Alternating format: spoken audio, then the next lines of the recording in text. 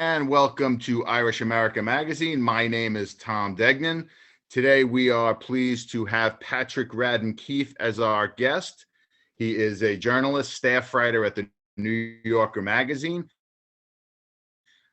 He has a new book out that we're going to talk about. Irish America readers may also remember that he is the author of Say Nothing, pretty much one of the best books ever written about the troubles in Northern Ireland. Patrick Raden Keefe is here to talk about all of that today. Patrick, welcome to Irish America Magazine. It's great to be with you. This whole interview series started as a result of sort of necessity. In the past, I would have the pleasure of sitting down, maybe having a pint or a cup of coffee with someone like you. COVID didn't allow that. So first and foremost, how have you and your family sort of managed throughout the whole COVID mess? Oh, we've done fine, thank you. I mean, it's been obviously a tough time for everyone the last few years, but we've come through it okay. And I got two small boys, and homeschooling them was a trip. But I'm glad we're passed out of that phase. And yeah, we've been okay. Thank you. So the new book is Rogues, True Stories of Grifters, Killers, Rebels, and Crooks. We're going to get to that in a second. We're going to get to Say Nothing, the deep dive you took into Northern Ireland.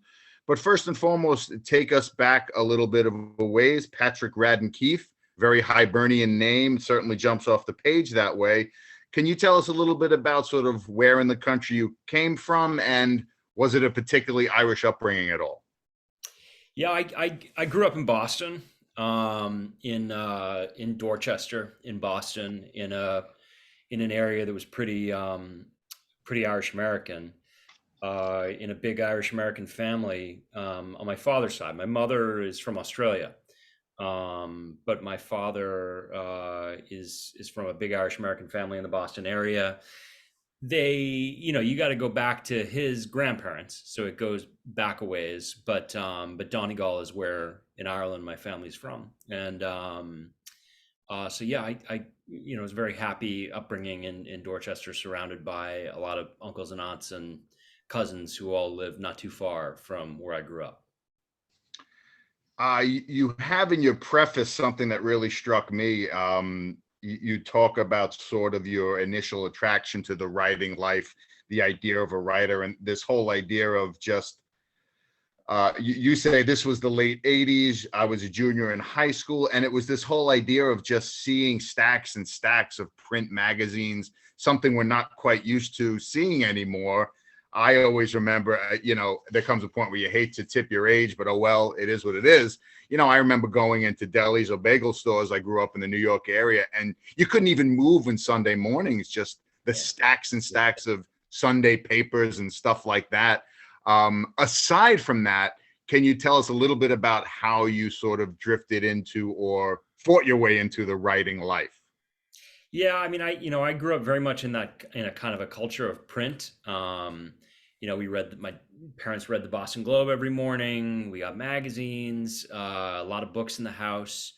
And I came from a big family of storytellers, which, is not uniquely Irish, but characteristically Irish, that there was a tendency around the dinner table, or at Thanksgiving or birthdays or what have you, that everybody had ended up around the table telling stories, and often retelling stories that we all knew, but in a way, some of the art, right, was that the stories got better with each telling.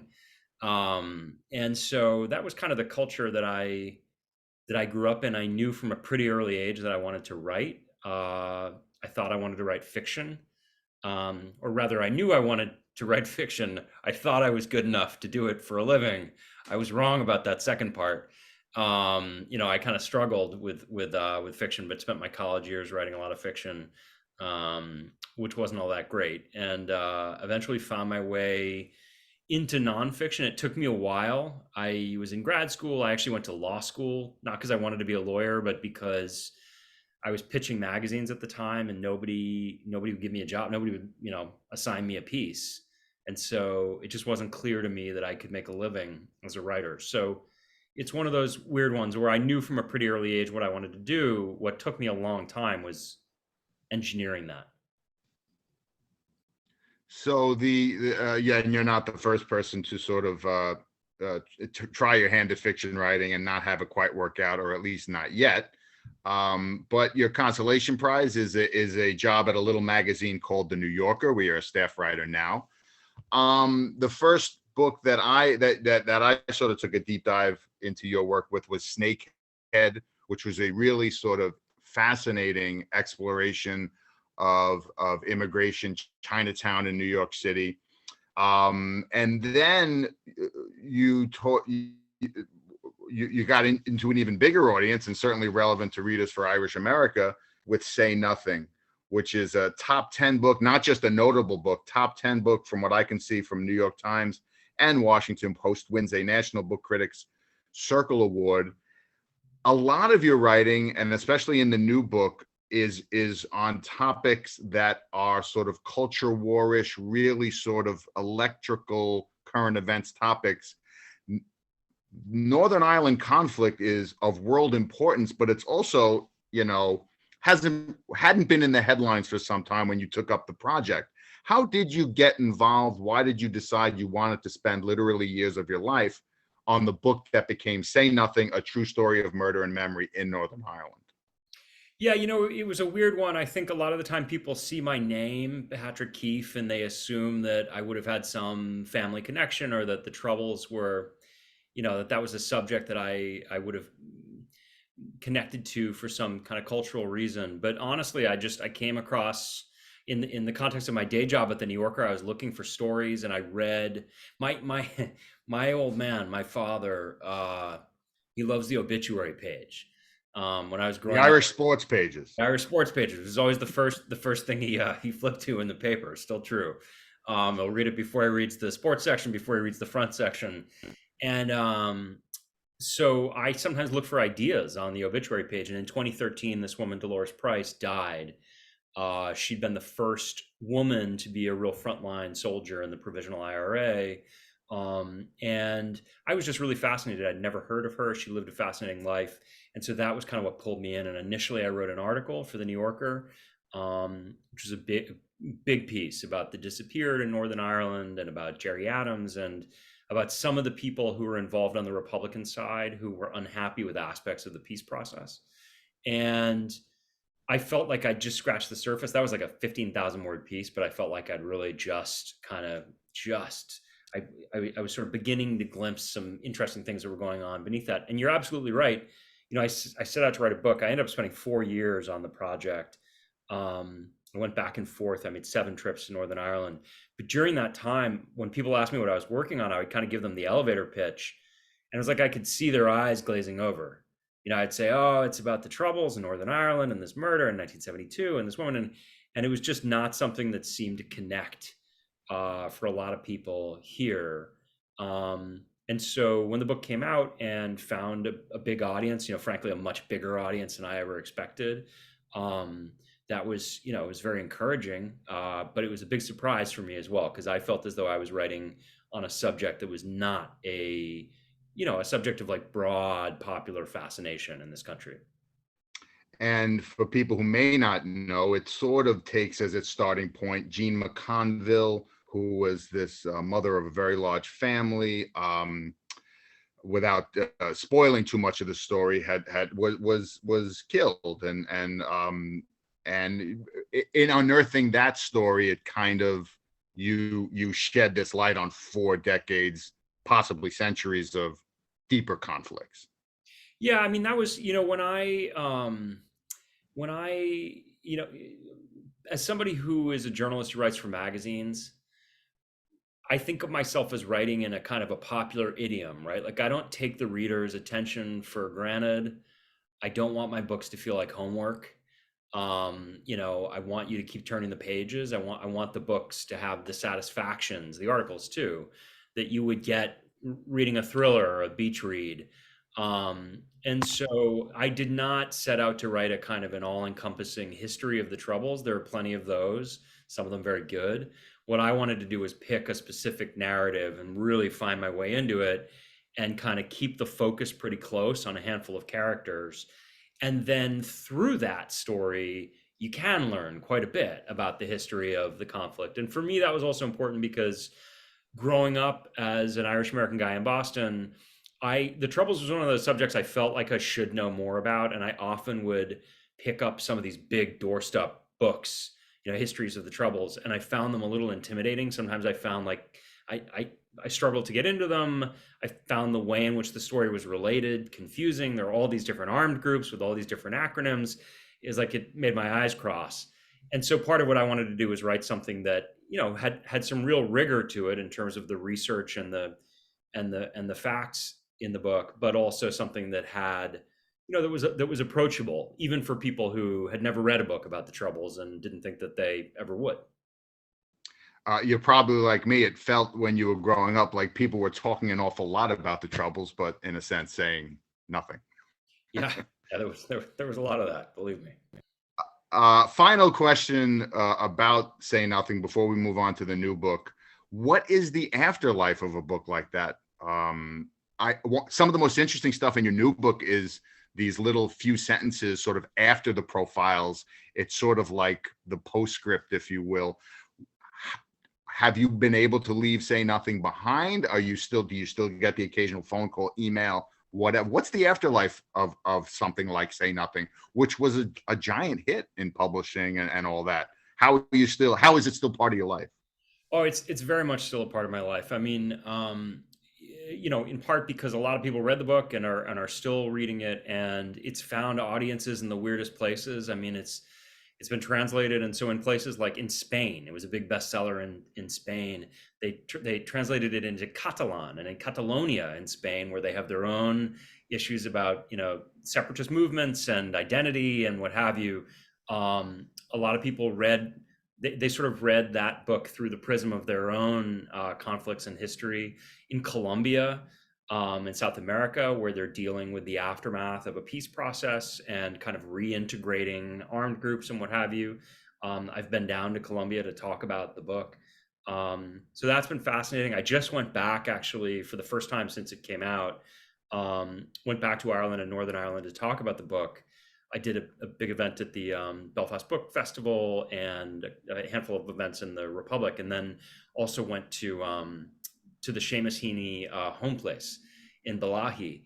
And that was fascinating, talking with crowds of people, a lot of them younger people in Northern Ireland who, to go back to what you were saying about how people talk and say nothing, a lot of the people who were coming up to have me sign books were people in their 20s and 30s who said, I was kind of born, I was like a ceasefire baby. I was born after all this.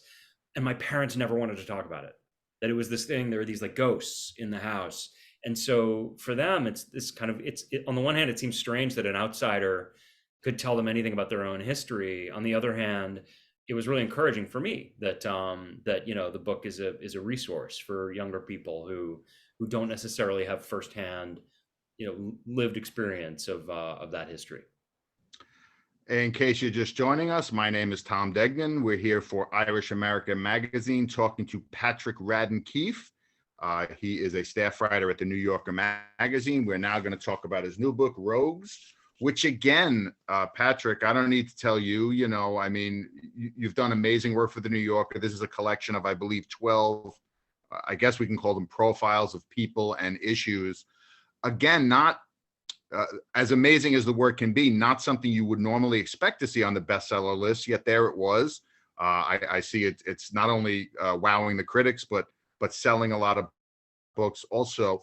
Let me just read something from your preface. You say, these stories were written over a dozen years. They reflect some of my abiding preoccupations: crime and corruption, secrets and lies, the permeable membrane separating licit and illicit worlds, the bonds of family, the power of denial. Oh, gee, that's all. Why did you decide? How did it come about? Hey, we want to put these pieces within the covers. Why did you want this to be your next project? Why collect these pieces like this? So part of it was that I'd been happily writing away for the New Yorker over the years, but a lot of people don't read the New Yorker, right? I mean, a lot of people do, and business is, in an industry where business is a little precarious. Business is pretty good at the New Yorker, but there's lots of people who don't read the magazine week to week. who came to my work through my books, through Say Nothing, or through my subsequent book, Empire of Pain, about the Sackler family, where I also had a podcast. It's a weird thing. I had this podcast called Wind of Change, and more people listen to that podcast than have ever read anything I've written. I mean, it's like just Because like, it has to do with the I know that's probably Scorpions, part of obviously. it. Yeah, I mean, it was also we had a very good fortune because we released it in May 2020, so it was like the perfect time to release a podcast because everybody was stuck at home, the beginning of COVID. They were like sick of their husband or sick of their wife. You know, they'd already watched The Tiger King, and that this new thing came along. So the so there were a lot of people who came to my work through one of the books or through the podcast and didn't know the magazine stuff. And so this was sort of an opportunity to acquaint people with that work. And my own, what I found great about the book is it's tempting to say, you know, you do a profile of a person and it expands out and it tells us something substantive about the country. But really, these are, in many ways, these are international stories. This tells us a little something about the world we're living in. But there are Irish connections. I was particularly fascinated by the Mark Burnett profile. The reason you write such long stories is because the connections are so intricate. I mean, I can't even do justice here, but the title is How Mark Burnett Resurrected Donald Trump as an Icon of American Success. And Mark Burnett, who I should know this, but I don't. I know he hit one of Roma Downey, Northern Irish wife. I did not know he served in the military in Northern Ireland. Yeah, he did. Can you tell us briefly why Mark Burnett, just to pick one of these stories, was interesting, and what's his connection to Donald Trump, and why is he an interesting figure to you? Sure. So I mean, Burnett, I always like stories that are about the, you know, the guy behind the guy, where there's somebody who is maybe not in the spotlight, but standing just off stage, but actually is very instrumental. And so one of the things that was just intriguing to me with Trump's election was that I moved to New York initially, to New York City in 1995. And so I'd been aware of Donald Trump for a long time. And when I first lived in New York, he was, you know, he was kind of a punchline. Like, he was not a guy who was taken especially seriously. He had cameos in movies. There was stuff about his love life and his bankruptcies in the tabloids. But back then, if you had said, "Oh, this guy might be president of the United States," people would have just laughed in your face. And what happened was that Mark Burnett, this former British paratrooper who came to the U.S., you know, kind of classic story, without a green card, just walked off a plane. He was supposed to be connecting in LAX, and he just walked off and became a reality TV producer. And he came up with this idea. His first big success was Survivor. And then he came up with this idea for The Apprentice, and he wanted to find a guy to kind of play the mogul, and he picked Trump. And it was really The Apprentice that sort of launched Trump on the national stage as this guy who was supposed to be this huge success. And what was fascinating for me was I tracked down a lot of people who worked on the show, and they said, "Oh, we all knew that he wasn't." You know, it was like a little tongue in cheek. And so that to me was just really interesting, the kind of the myth making of reality TV, the way in which you edit things. And Burnett, who's very much a creature of Hollywood, which is pretty left wing, and generally, like, you know, not a lot of Trump fans in Hollywood, he had found himself in this kind of somewhat awkward situation because he was kind of the kingmaker for Trump, but also the head of MGM TV. And so that whole dynamic was interesting. But yeah, Roma Downey is from Derry, and she's his third wife. But his life has really changed dramatically since getting together with her. He's become very religious, and they're a kind of a Hollywood power couple, if you will. He found religion just like Donald Trump did. Yeah, exactly. Some of the other stories in Rogues: a notorious Dutch gangster, El Chapo, the hunt for El Chapo, the computer technician who exposed a Geneva bank's darkest secrets. So we have a fair bit of globetrotting here, crime, really colorful personalities. But for at least one of these stories, sort of the Boston terrorist killings, you kind of, it's a bit of a homecoming for you. How is it different? It's the Judy Clark excelled at saving the lives of notorious killers. Then she took on the case of Dzhokhar Tsarnaev. What is it like on the one hand telling all these globetrotting stories, but this hits closer to home. Was that unusual, Yeah. different? Talk about that a bit. Yeah, I mean, there's a couple of those actually in the book because there's another one about the Amy Bishop case. She was a mass shooter in Alabama, but she grew up in Braintree, Massachusetts, not far from where I grew up in Dorchester. Um, and it's I love going home. It's and I feel an intense connection to the place, and particularly covering the Boston Marathon bombing trial was just, I mean, my uncle and my cousins run that marathon. My wife has run that marathon. Um, I grew up going to the Boston Public Library on Boylston Street. The every inch of that story, has a kind of familiarity to me. Um, there was a family that I write about in the piece that was really terribly affected. A little boy who was killed. And that family, I never knew them, but my family knows them. They lived around the corner from where I grew up in Dorchester. So yeah, you feel those connections. And I feel as though there are aspects of I like the globetrotting. Like I love about my job that I can just kind of parachute into Geneva or Guinea in West Africa or go down to Mexico, and I have to kind of find my way around and figure out the lay of the land. Um, but there's nothing quite like going home because there is a sort of there are subtleties that I can appreciate having grown up there, and hopefully bring out in the writing. You say in the piece about Amy Bishop, which again, fascinating piece. When I was growing up in Dorchester, a few miles away, people from Braintree and nearby towns used to joke that they were OFD, originally from Dorchester, with a distinctly Bostonian nostalgia, proud to be from there, but also proud to have left. And you say it was, predominantly Irish and Italian, which gives us some insight into where you're from, which leads me to my sort of a bit of a wrap-up question here. With some writers who have built 4 or 5, even more books, you do get a sense that they continually return to where they came from. And, think of a classic like Philip Roth, kind of like that is the only story in some senses he wrote. You don't necessarily get that sense from you so much. Is that something you're interested in exploring more? Whatever it be, something a little more personal? Or do you prefer to look out at the sort of big wide world around us? I like to look out at the big wide world. I mean, I would love to do a Boston book at some point, just because it's an excuse to go back there, and again, it's just a place I feel I know, and in a weird way, I'm old enough now. I'm 46, so the Boston of my youth is gone. Like you go to South Boston today, it doesn't look like it did when I grew up, and so. I'd love to find the right thing to do that as a book, but in the meantime, yeah, I mean, I like being outward looking. Again, I'm getting on a plane next month. I'm going to go to France to work on a story. The To me, it's the greatest job in the world that you get to, if you have a kind of spirit of adventure. It's part of the reason I connected so much with Anthony Bourdain, who I wrote a piece about that's in the book, is that I have a little bit of that wanderlust, and I like to just get out there and meet new people and see new things. Had you been before Say Nothing? Had you been to Ireland once, several times at all? Closer, more like a vacation or relaxation, non-work related?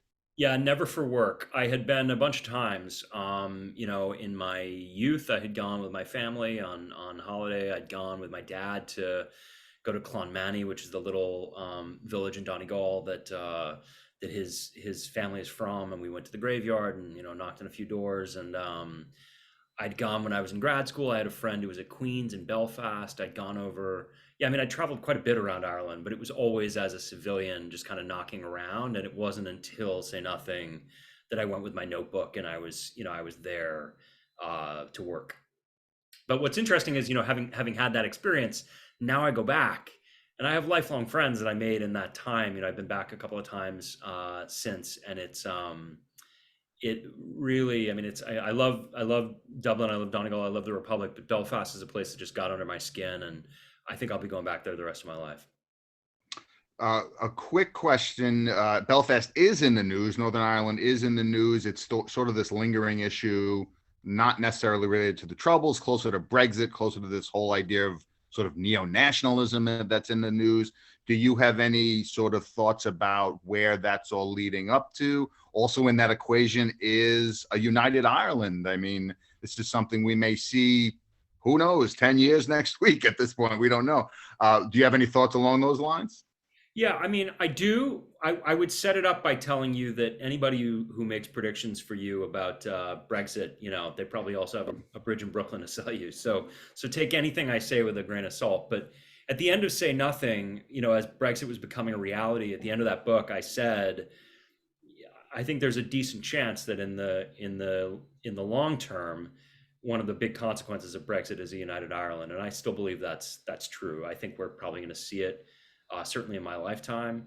Um, it's not a straight path, and I think one of the things as an Irish American that I probably didn't really appreciate until I went over and started spending time in Ireland, um, is that I think certainly for me growing up, I had this expectation that all Catholics in Northern Ireland wanted the reunification of Ireland, and that everybody in the Republic wanted it too. And when you go there and you talk to people, it's like with any other issue, it's kind of a pocketbook issue.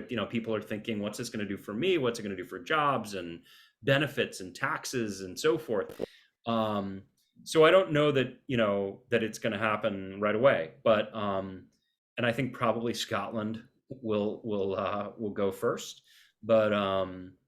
but yeah, I think in the fullness of time, that's probably where things are going to go.